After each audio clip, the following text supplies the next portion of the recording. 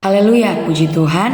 Perkenalkan saya Trivena Claudia Pansariang, mahasiswi Sekolah Tinggi Teologi Roma Murid Kristus, semester 2 Prodi Pendidikan Agama Kristen. Pada video kali ini saya akan memaparkan materi yaitu tentang hamba Tuhan dan seksualitas dari mata kuliah Spiritualitas 2 dengan dosen pengampu Bapak Pendeta dengan dosen pengampu Pendeta Dr. David Livingstone Araro, Magister Teologi. Nah, langsung saja pada pembahasan pertama ini. Yang pertama-tama kita harus memahami pengertian seks ini, pengertian dari seksualitas atau seks. Nah, secara umum seks ini adalah pembagian dua jenis kelamin, yaitu jenis kelamin laki-laki dan perempuan yang ditentukan secara biologis. Seks juga berkaitan dengan keyakinan karakter dasar, fisik dan fungsi manusia, mulai dari kromosom, kadar hormon, dan bentuk organ reproduksi. Mengapa topik ini sangat penting untuk dibahas? Kalau kita lihat dalam konteks kekristenan, ini sangat penting untuk kita tahu bersama bahwa seks ini diciptakan oleh Tuhan. Artinya Tuhan ini menciptakan seks, yaitu dua jenis kelamin yang sudah saya sebutkan tadi. Tuhan menciptakan laki-laki dan perempuan. Kemudian faktor apa saja yang mempengaruhi seksualitas ini? Kita akan melihat ada dua faktor yang mempengaruhi seksualitas, yaitu faktor genetik dan faktor lingkungan. Di sini kalau faktor lingkungan ini sangat berpengaruh dengan seksualitas. Kemudian yang berikutnya kita akan melihat faktor apa saja yang mempengaruhi seksualitas ini. Di sini kita akan melihat ada dua faktor yang mempengaruhi seksualitas. Yang pertama adalah faktor genetik dan yang kedua adalah faktor lingkungan. Nah, dari dua faktor ini yang paling berpengaruh atau yang sangat berpengaruh adalah faktor lingkungan. Nah, yang pertama faktor genetik. Dalam seksualitas ini merujuk pada pengaruh genetik atau warisan genetik yang mempengaruhi orientasi seksual, identitas gender, dan perilaku seksual seseorang. Di sini saya memberi contoh secara sederhana dari faktor genetik ini dalam seksualitas adalah kemungkinan adanya kecenderungan keluarga dengan anggota LGBT, lesbian, gay, biseksual, dan transgender. Nah, jika ada anggota keluarga yang identik atau kembar, identik yang juga LGBT, maka kita dapat menyimpulkan ada kemungkinan faktor genetik yang mempengaruhi orientasi seksual mereka.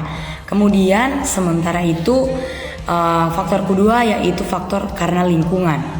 Faktor seksualitas yang kedua adalah karena lingkungan. Dalam seksualitas, faktor ini merujuk pada. Sementara itu, faktor yang kedua yang mempengaruhi seksualitas adalah faktor lingkungan. Faktor lingkungan di sini merujuk pada pengaruh dari lingkungan, sosial, budaya, dan pengalaman individu yang mempengaruhi orientasi seksual, identitas gender, dan perilaku seksual. Saya mengambil contoh sederhana dari faktor lingkungan ini dalam seksualitas adalah pengaruh teman yang ada di sekitar, pendidikan seksual di sekolah, dan norma sosial yang ada dalam masyarakat terkait dengan seksualitas sendiri. Nah, selanjutnya apa yang dimaksud dengan seksualitas? Kita akan memahami di sini bahwa seksualitas ini adalah segala yang berkualitas dengan seks.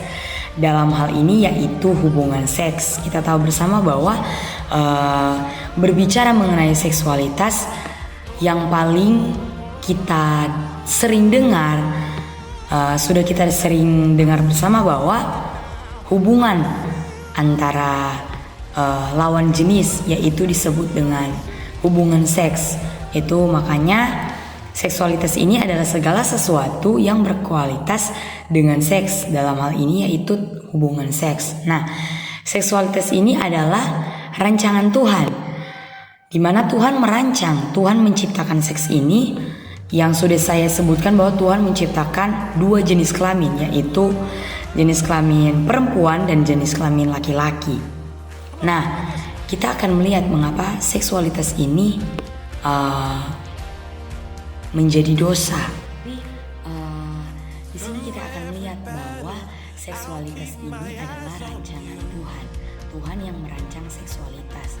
Tuhan yang menciptakan seksualitas, yaitu Tuhan menciptakan seks, yaitu dua jenis kelamin, yaitu yang saya sebutkan tadi, perempuan dan laki-laki.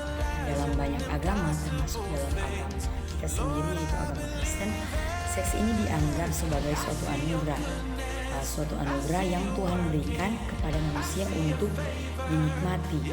Dalam konteks pernikahan yang sah antara seorang pria dan seorang wanita, seks ini dianggap sebagai ekspresi cinta atau kesatuan dan keintiman antara suami dan istri yang sudah menikah. Jika seks ini dilakukan di luar pernikahan atau dalam konteks yang melanggar prinsip-prinsip moral dan etika dalam agama yang berkontradiksi dengan kebenaran firman Tuhan, maka hal tersebut dianggap sebagai pelanggaran terhadap ajaran agama dan dapat dianggap sebagai dosa. Nah, namun di sini penting untuk diingat bahwa pandangan mengenai seksualitas dan dosa ini dapat bervariasi antara agama-agama dan kepercayaan dari setiap individu, dan memahami dan menginterpretasikan ajaran mereka sendiri.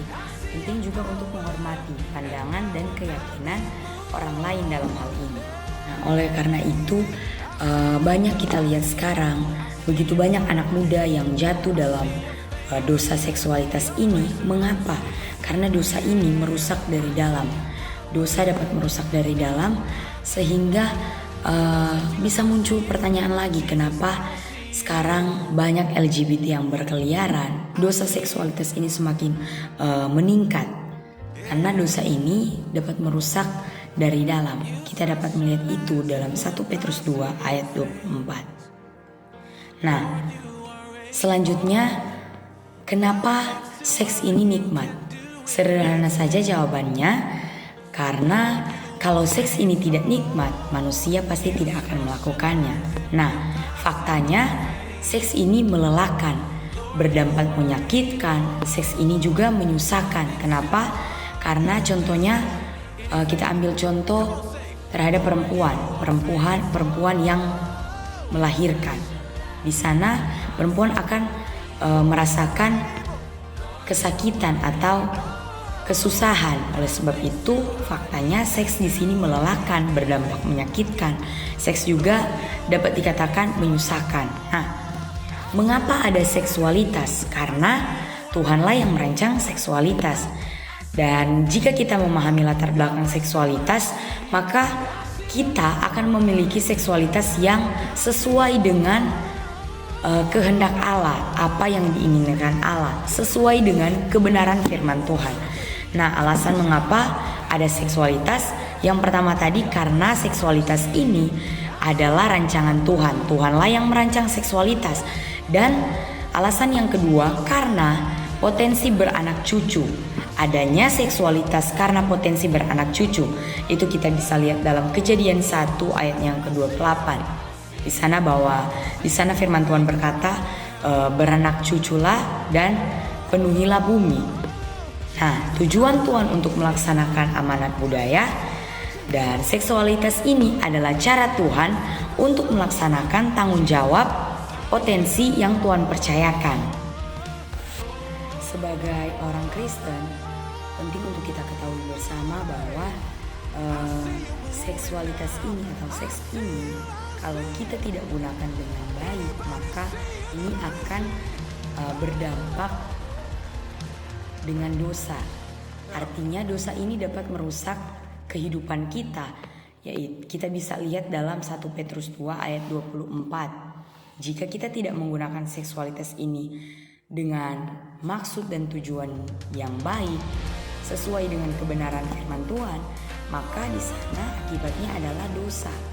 Oleh sebab itu, banyak sekarang kita lihat ada begitu banyak anak muda yang karena salah pergaulan, kemudian dipengaruhi oleh faktor genetik atau faktor lingkungan, sehingga mereka jatuh dalam dosa seksualitas ini.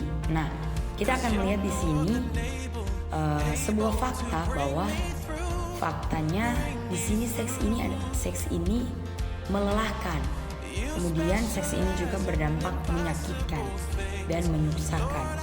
Kita bisa ambil contoh sederhananya ketika seorang perempuan telah mengandung 9 bulan dan sudah tibanya dia melahirkan. Di sana perempuan itu akan mengalami kesusahan atau kesakitan. Oleh sebab itu ada 3 fakta mengenai seksualitas ini. Yang pertama adalah seks itu melelahkan, kemudian berdampak menyakitkan, dan seks itu menyusahkan. Nah, mengapa ada seksualitas? Karena Tuhan yang merancang seksualitas itu. Nah, jika kita sebagai orang Kristen, sebagai anak Tuhan, memahami latar belakang seksualitas ini, maka kita akan memiliki seksualitas juga yang sesuai dengan kehendak Allah, sesuai dengan kebenaran firman Tuhan. Kita dapat menggunakan seksualitas ini sesuai dengan maunya Tuhan. Nah, alasan mengapa ada seksualitas, yang pertama sudah saya sebutkan tadi, karena rancangan Tuhan. Adanya seksualitas ini karena Tuhan yang merancangnya. Kemudian yang kedua adalah potensi beranak cucu.